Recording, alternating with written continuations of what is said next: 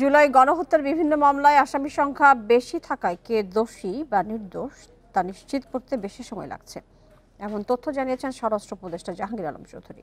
এ কারণে তদন্ত শেষ করতে সময় লাগছে বলেও জানান তিনি। মঙ্গলবার গাজীপুরে সাংবাদিকদের এই কথা বলেন স্বরাষ্ট্র উপদেষ্টা।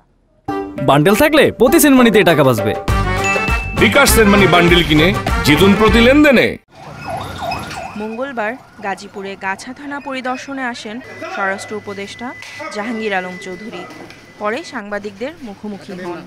জানান, জুলাই হত্যাকাণ্ড মামলায় অনেক নির্দোষ ব্যক্তিও আসামি, তাই তদন্ত ও বিচার কাজে লাগছে বেশি সময়। আগে কি হতো, কতগুলি বেনামে দিয়ে পুলিশ মামলা দিত, আর এইবার হইতে কি আপনারা মামলা দিচ্ছেন, 10 জন 15 জনের নাম দিচ্ছেন, 200-250 বেনামি লোক দিচ্ছেন।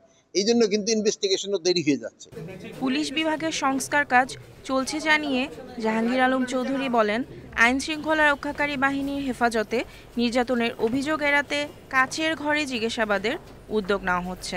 মামলা করার জন্য আপনাদের থানায় আসতে হবে না, ওই অনলাইনে আপনারা থানায় এই না এসে এই মামলা করতে পারবেন। আমরা কাচের মতো ঘর করে দিব, যেমন অন্যরাও দেখতে পারবে যে তার সাথে কীরকম কোনো খারাপ আচরণ করা হচ্ছে না।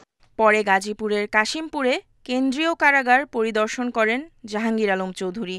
এ সময় কারাগারগুলোকে সংশোধনাগারে পরিণত করার কথা বলেন তিনি। এখানে যদি একটা উপার্জনের একটা ব্যবস্থা করা যায়, তো তারা এই টাকাটা ফ্যামিলিরে পাঠাতে পারবে এবং ফ্যামিলিটাও ভালো চলবে এবং তার ক্ষেত্রেও ভালো, সেও যে সময় ছাড়া পাবে সেও একটা ট্রেন হইয়া বের হলো, সে সমাজে কিন্তু অন্যের সাথে মিশেও যেতে পারবে এবং একটা কাজও করতে পারবে। দুর্নীতিকে দেশের সবচেয়ে বড় সমস্যা উল্লেখ করে তা নিয়ন্ত্রণে সাংবাদিকদের সহযোগিতা চেয়েছেন স্বরাষ্ট্র উপদেষ্টা।